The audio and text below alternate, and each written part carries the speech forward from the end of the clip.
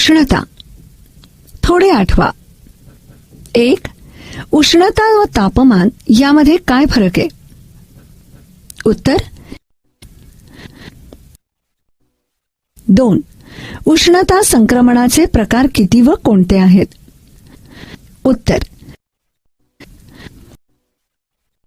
पदार्थाच्या अवस्थांतरणात आढळणारा अप्रकट उष्मा, पाण्याचे असंगत आचरण, दवबिंदू, तापमान, आर्द्रता, विशिष्ट उष्माधारकता या सर्व संकल्पनांचा आपल्या दैनंदिन जीवनात वापर होत असतो. हे नेहमी लक्षात ठेवा. 1 किलोग्राम पाण्याचे तापमान 14.5 अंश सेल्सिअस ते 15.5 अंश सेल्सिअस तापमानापेक्षा वेगळ्या तापमानास तापवले तर 1 अंश सेल्सिअस तापमान वाढवण्यासाठी द्यावी लागणारी उष्णता 1 किलो कॅलरीपेक्षा थोडी भिन्न राहील. म्हणून उष्मा एकक ठरवताना आपण हाच विशिष्ट तापमान खंड निवडतो. कॅलरी व ज्यूल यांचा परस्पर संबंध पुढील सूत्राने दाखवता येतो. 1 कॅलरी बरोबर 4.18 ज्यूल. परिचय शास्त्रज्ञांचा. जेम्स प्रेस्कॉट ज्यूल 1818 ते 1889. पदार्थांच्या सूक्ष्म कणांची गतिज ऊर्जा उष्णतेच्या स्वरूपात बाहेर पडते. तसेच निरनिराळ्या ऊर्जेचे एका स्वरूपातून दुसऱ्या स्वरूपात रूपांतरण होते. हे त्यांनी प्रथम दाखवून दिले. उष्णता स्वरूपातील ऊर्जेच्या रूपांतरणातूनच पुढे थर्मोडायनॅमिक्स या विज्ञान शाखेचा पहिला सिद्धांत प्राप्त होतो. ऊर्जेच्या मोजमापीसाठीच्या एककाला ज्यूल ही संज्ञा देण्यात आली आहे. विशिष्ट उष्माधारकता. हे करून पाहूया. मेणाचा जाड थर असलेला ट्रे, लोखंड, तांबे व शिसे यांचे समान वस्तुमानाचे भरीव गोल बर्नर अथवा स्पिरिटचा दिवा, मोठे चंचुपात्र इत्यादी. कृती. 1. समान वस्तुमान असलेले लोखंड, तांबे व शिसे यांचे भरीव गोल घ्या. 2. तीनही गोल उकळत्या पाण्यात काही काळ ठेवा. 3. काही काळानंतर त्यांना उकळत्या पाण्यातून बाहेर काढा. तिन्ही गोळांचे तापमान उकळत्या पाण्याच्या तापमानाएवढे म्हणजेच 100 अंश सेल्सिअस एवढे असेल. त्यांना लगेच मेणाच्या जाड थरावर ठेवा. 4. प्रत्येक गोळा मेणामध्ये किती खोलीपर्यंत गेला नोंद करा. जो गोळा जास्त उष्णता शोषून घेईल तो गोळा मेणालाही जास्त उष्णता देईल. त्यामुळे मेण जास्त प्रमाणात वितळेल व गोळा मेणामध्ये खोलवर जाईल. वरील कृतीत लोखंडाचा गोळा मेणामध्ये जास्त खोलवर जातो. शिशाचा गोळा मेणामध्ये सर्वात कमी खोल जातो. तांब्याचा गोळा दोहोंच्या दरम्यान त्या मेणामध्ये बुडालेला असतो. यावरून असे दिसून येतं की तापमान सारख्या प्रमाणात वाढण्यासाठी तिन्ही गोळ्यांची उकळत्या पाण्यापासून शोषलेली उष्णता ही भिन्न आहे. म्हणजेच उष्णता शोषून घेण्याचा प्रत्येक गोळ्याचा गुणधर्म वेगळा आहे. या गुणधर्मास विशिष्ट उष्माधारकता म्हणजेच स्पेसिफिक हीट कॅपॅसिटी असे म्हणतात. एकक वस्तुमानाच्या पदार्थांचे तापमान 1 अंश सेल्सिअसने वाढवण्यासाठी लागणारी उष्णता म्हणजे त्या पदार्थाची विशिष्ट उष्माधारकता होय. विशिष्ट उष्माधारकता C या चिन्हाने दर्शवतात. विशिष्ट उष्माधारकतेचे SI मापन पद्धतीतील एकक ज्यूल प्रति किलोग्रॅम अंश सेल्सिअस एवढे आहे. तर CGS मापन पद्धतीतील एकक कॅलरी प्रति किलोग्रॅम अंश सेल्सिअस हे आहे. पदार्थाची विशिष्ट उष्माधारकता C व पदार्थाचे वस्तुमान M असल्यास व पदार्थाचे तापमान त्रिकोण T अंश सेल्सिअसने वाढवल्यास त्या पदार्थाने शोषून घेतलेली उष्णता पुढील सूत्राने मिळते. M गुणिले C गुणिले त्रिकोण T. येथे त्रिकोण T ही तापमानातील वाढ आहे. तसेच पदार्थाची विशिष्ट उष्माधारकता C पदार्थाचे वस्तुमान M असल्यास व पदार्थाचे तापमान त्रिकोण T अंश सेल्सिअसने कमी केल्यास त्या पदार्थाने गमावलेली उष्णता पुढील सूत्राने मिळते. M गुणिले C गुणिले त्रिकोण T. येथे त्रिकोण T ही तापमानातील घटक आहे. उष्णतेची देवाणघेवाण. उष्ण व थंड वस्तूंमध्ये उष्णतेची देवाणघेवाण झाल्यास उष्ण वस्तूचे तापमान कमी होत जाते व थंड वस्तूचे तापमान वाढत जाते. जोपर्यंत दोन्ही वस्तूंचे तापमान सारखे होत नाही तोपर्यंत तापमानातील हा बदल होत राहतो. या क्रियेत गरम वस्तू उष्णता गमावते तर थंड वस्तू उष्णता ग्रहण करते. दोन्ही वस्तू फक्त एकमेकांमध्ये ऊर्जेची देवाणघेवाण करू शकतात. अशा स्थितीत असल्यास म्हणजेच जर दोन्ही वस्तूंची प्रणाली सिस्टीम वातावरणातून वेगळी केल्यास म्हणजेच उष्णतारोधक पेटीत ठेवल्यास पेटीत बाहेरून उष्णता आतही येणार नाही किंवा बाहेरही जाणार नाही, अशा स्थितीत आपणास खालील तत्व मिळते. उष्ण वस्तूने गमावलेली उष्णता बरोबर थंड वस्तूने ग्रहण केलेली उष्णता. या तत्वास उष्णता विनिमयाचं तत्व म्हणतात. विशिष्ट उष्माधारकतेचे मापन, मिश्रण पद्धती व कॅलरी मापी. पदार्थाच्या विशिष्ट उष्माधारकतेचे मापन मिश्रण पद्धतीने करता येते. यासाठी कॅलरी मापी या उपकरणाचा उपयोग केला जातो. कॅलरी मापी या उपकरणाविषयी तुम्ही मागील इयत्तेत अभ्यास केला आहे. उष्णता दिलेला स्थायू पदार्थ कॅलरी मापीतील पाण्यात टाकला असता उष्ण स्थायू पदार्थाकडून कॅलरी मापीतील पाणी व कॅलरी मापी यांच्यात उष्णता स्थानांतरणाची क्रिया चालू होते. स्थायू पदार्थ, पाणी व कॅलरी मापी यांचे तापमान समान होईपर्यंत उष्णता स्थानांतरणाची क्रिया चालू राहते. म्हणून उष्ण स्थायूने गमावलेली उष्णता बरोबर कॅलरी मापीने ग्रहण केलेली उष्णता अधिक कॅलरी मापीतील पाण्याने ग्रहण केलेली उष्णता. येथे स्थायूने गमावलेली उष्णता Q बरोबर स्थायूचे वस्तुमान गुणिले स्थायूची विशिष्ट उष्माधारकता गुणिले तापमानातील घट. पाण्याने ग्रहण केलेली उष्णता Q1 बरोबर पाण्याचे वस्तुमान गुणिले पाण्याची विशिष्ट उष्माधारकता गुणिले तापमानातील वाढ कॅलरी मापीने ग्रहण केलेली उष्णता Q2 बरोबर कॅलरी मापीचे वस्तुमान गुणिले कॅलरी मापीच्या द्रव्याची विशिष्ट उष्माधारकता गुणिले तापमानातील वाढ Q बरोबर Q2 अधिक Q1. या सूत्राच्या सहाय्याने पदार्थाची विशिष्ट उष्माधारकता किती ते काढता येते. अप्रकट उष्मा. हे करून पाहूया. 1. आकृतीमध्ये दाखवल्याप्रमाणे एका काचेच्या भांड्यात बर्फाचे काही तुकडे घ्या. 2. तापमापीचा फुगा बर्फामध्ये पूर्णपणे बुडेल असा ठेवून तापमापीने बर्फाचे तापमान मोजा. 3. बर्फाचे भांडे तिवईवर ठेवून बर्फाला उष्णता द्या. 4. प्रत्येकी 1 मिनिटाच्या अंतराने तापमानाची नोंद करा. 5. उष्णता देणे चालू असताना बर्फ हळूहळू वितळू लागेल. बर्फ वितळत असताना बर्फ व पाणी यांचे मिश्रण ढवळत राहा. 6. पाणी उकळायला लागल्यानंतरही काही काळ उष्णता देणे चालू ठेवा. 7.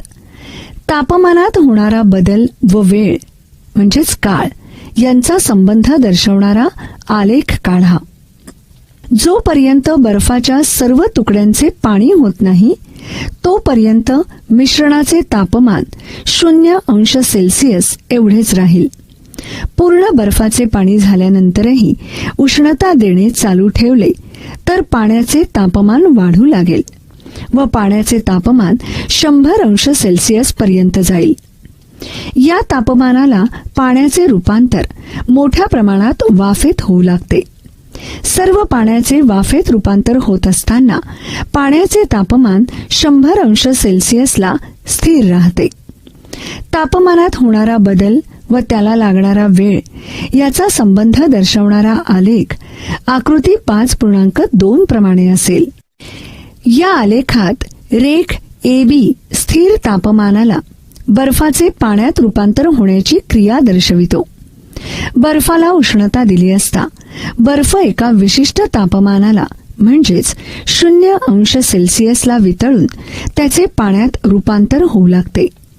हा बदल होत असताना बर्फ उष्णतेचे शोषण करतो. हे उष्णतेचे शोषण बर्फाचे पूर्णपणे द्रवात रूपांतर होईपर्यंत चालू राहते. या दरम्यान मिश्रणाचे तापमान स्थिर राहते.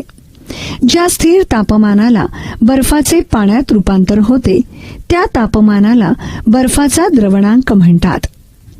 पदार्थाचे स्थायू अवस्थेतून द्रवरूप अवस्थेत रूपांतर होत असताना पदार्थ म्हणजेच येथे बर्फ हा उष्णतेचे शोषण करतो, परंतु त्याच्या तापमानात वाढ होत नाही.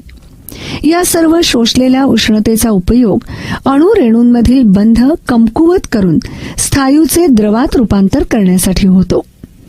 द्रवात रूपांतर होत असताना स्थिर तापमानाला जी उष्णता शोषली जाते तिला वितळणाचा अप्रकट उष्मा असे म्हणतात.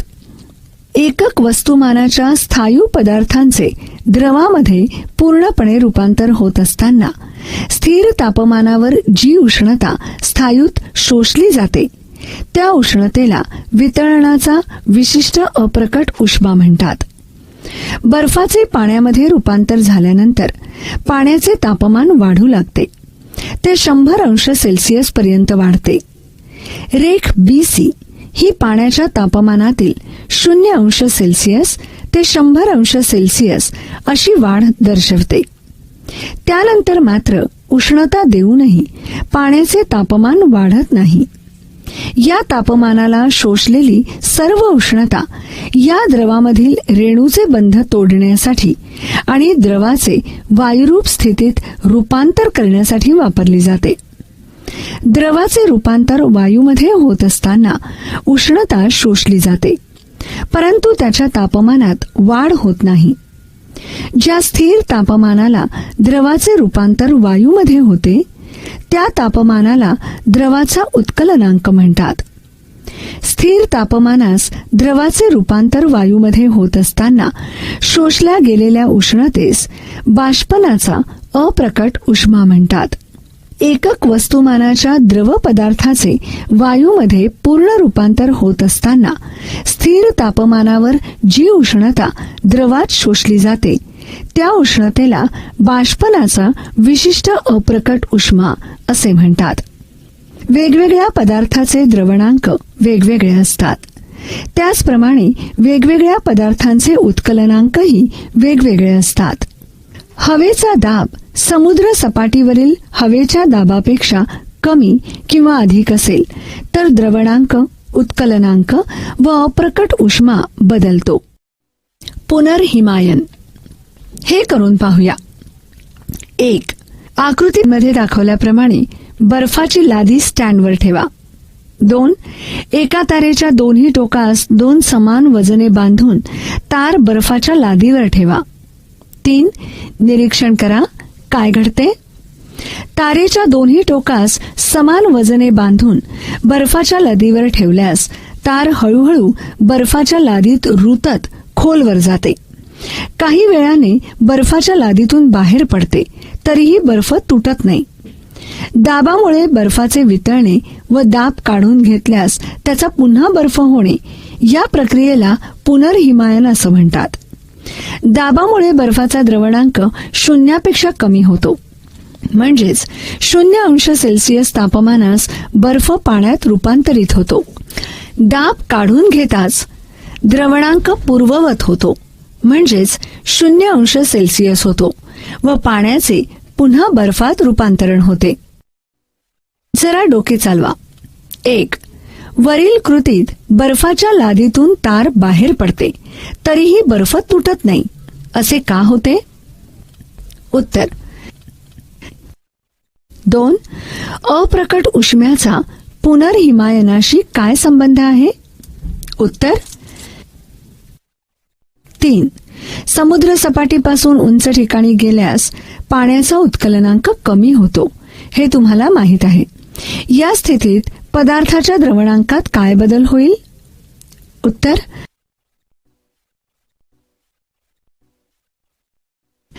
पाण्याचे असंगत आचरण. सर्वसाधारणपणे द्रव मर्यादित तापमानापर्यंत तापवल्यास त्याचे प्रसरण होते. व थंड केल्यास त्याचे आकुंचन होते. परंतु पाणी वैशिष्ट्यपूर्ण व अपवादात्मक आचरण दाखवते. 0°C तापमानाचे पाणी तापवले असता 4°C तापमान होईपर्यंत त्याचे प्रसरणाऐवजी आकुंचन होते. 4°C पाण्याचे आकारमान सर्वात कमी असते आणि 4°C पुढे तापमान वाढवल्यास पाण्याचे आकारमान वाढत जाते. 0°C ते 4°C तापमानादरम्यान असणाऱ्या पाण्याच्या आचरणास पाण्याचे असंगत आचरण असे म्हणतात. 1 किलोग्रॅम वस्तुमानाच्या पाण्यास 0°C पासून उष्णता देत तापमान व आकारमान यांच्या नोंदी घेऊन त्यांचा आलेख काढल्यास आकृती 5.4 मध्ये दर्शवल्याप्रमाणे तो वक्र असेल.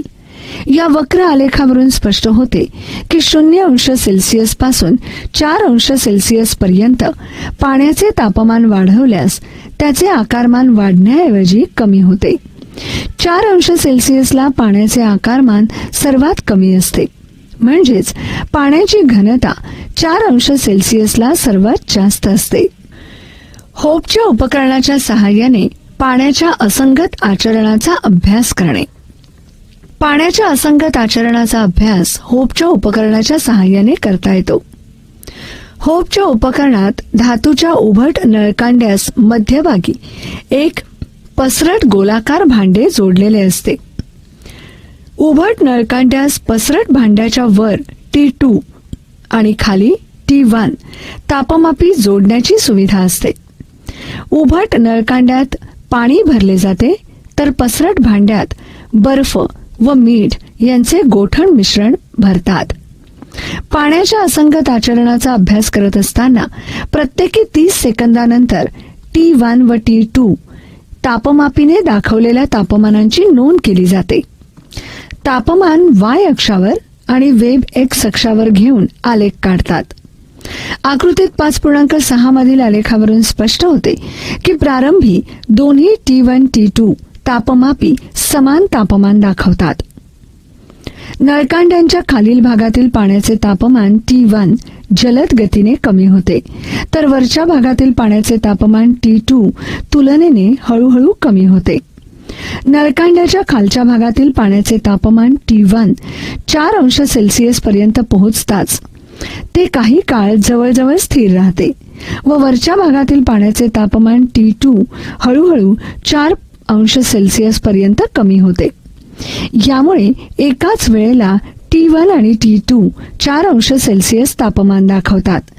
यानंतर मात्र वरच्या भागातील पाण्याचे तापमान T2 जलद गतीने कमी होत असल्याने वरची तापमापी T2 प्रथम 0°C तापमानाची नोंद करते आणि त्यानंतर खालची तापमापी T1 0°C तापमानाची नोंद करते. आलेखावरील दोन्ही वक्रांचा छेदनबिंदू कमाल घनतेचे तापमान दर्शवतो. सुरुवातीस नळकांड्याच्या मध्यभागातील पाण्याचे तापमान सभोवतालच्या गोठण मिश्रणामुळे कमी होते. नळकांड्याच्या मध्यभागातील पाण्याचे तापमान कमी झाल्याने त्याचे आकारमान कमी होते, त्यामुळे त्याची घनता वाढते.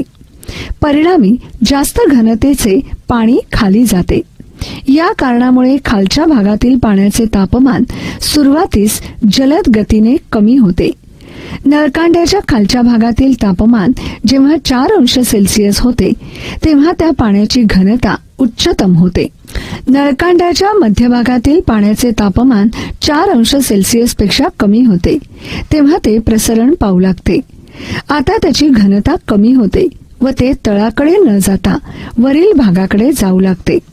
म्हणून वरच्या भागातील पाण्याचे तापमान जलद गतीने 0°C पर्यंत कमी होते, परंतु तळाशी असणाऱ्या पाण्याचे तापमान 4°C वर काही काळ स्थिर राहते व नंतर तेही 0°C पर्यंत कमी होते. जरा डोके चालवा. पाण्याच्या असंगत आचरणाच्या आधारे खालील विधाने कशी स्पष्ट कराल? 1. थंड प्रदेशात वातावरणाचे तापमान 0°C किंवा त्यापेक्षा कमी होऊन सुद्धा तेथील जलीय सजीव जिवंत राहतात. स्पष्टीकरण. 2. थंड प्रदेशात हिवाळ्याच्या कालावधीत पाणी वाहून नेणारे नळ फुटतात व खडकांना भेगा पडतात. स्पष्टीकरण. दवबिंदू तापमान आणि आर्द्रता. पृथ्वीचा 71% पृष्ठभाग पाण्याने व्यापलेला आहे. पाण्याचे सतत बाष्पीभवन होत असते, त्यामुळे वातावरणात नेहमीच काही प्रमाणात बाष्प असते. वातावरणामध्ये असणाऱ्या बाष्पाच्या प्रमाणावरून दैनंदिन हवामानाचे स्वरूप समजण्यास मदत होते. हवेतील पाण्याच्या वाफेमुळे हवेत निर्माण होणारा ओलावा किंवा दमटपणा म्हणजेच आर्द्रता होय. एका दिलेल्या तापमानास दिलेल्या हवेच्या आकारमानात एका कमाल मर्यादेपर्यंत बाष्प सामावले जाते. या मर्यादेपेक्षा जास्त बाष्प असल्यास त्या अतिरिक्त बाष्पाचे पाण्यात रूपांतर होईल. हवेमध्ये जेव्हा पाण्याची कमाल वाफ सामावलेली असते तेव्हा ती वाफ त्या विशिष्ट तापमानास बाष्पाने संपृक्त आहे असे म्हणतात. हवा संपृक्त होण्यासाठी लागणाऱ्या बाष्पाचं प्रमाण तापमानावर अवलंबून असतं. तापमान कमी झाल्यास हवा संपृक्त होण्यास कमी बाष्प लागतं. उदाहरणार्थ 40 अंश सेल्सिअस तापमानाच्या 1 किलोग्रॅम कोरड्या हवेत जास्तीत जास्त 49 ग्रॅम पाण्याचे बाष्प सामावू शकतं व ती हवा बाष्पाने संपृक्त होते. म्हणजेच अशा हवेत बाष्पाचं प्रमाण अधिक झाल्यास अतिरिक्त बाष्पाचं संघनन होतं. परंतु कोरड्या हवेचे तापमान 20 अंश सेल्सिअस असल्यास ती हवा 14.7 ग्रॅम एवढ्या बाष्प पातळीलाच संपृक्त होते. हवा सामावून घेत असलेल्या बाष्पाच्या कमाल मर्यादेपेक्षा हवेमध्ये कमी बाष्प सामावलेले असल्यास ती हवा असंपृक्त हवा आहे असं म्हणतात. एका विशिष्ट तापमानाची असंपृक्त हवा घेतली व तिचं तापमान कमी करत नेलं तर तापमान कमी होताना ज्या तापमानास हवा बाष्पाने संपृक्त होते त्या तापमानास दवबिंदू तापमान म्हणतात. हवेतील पाण्याच्या वाफेचे प्रमाण निरपेक्ष आर्द्रता या राशीच्या सहाय्याने मोजले जाते. एकक आकारमानाच्या हवेमध्ये असलेल्या पाण्याच्या वाफेच्या वस्तुमानास निरपेक्ष आर्द्रता असं म्हणतात. सर्वसाधारणपणे निरपेक्ष आर्द्रता ही किलोग्रॅम प्रति मीटर घन यामध्ये मोजतात. हवेच्या दमटपणाची किंवा कोरडेपणाची जाणीव ही फक्त हवेमध्ये असणाऱ्या बाष्पाच्या प्रमाणावर अवलंबून नसते, तर बाष्पाचं प्रमाण हवा संपृक्त करण्यासाठी लागणाऱ्या प्रमाणाच्या किती जवळ आहे यावरही अवलंबून असते. म्हणजेच ती हवेच्या तापमानावरही अवलंबून असते.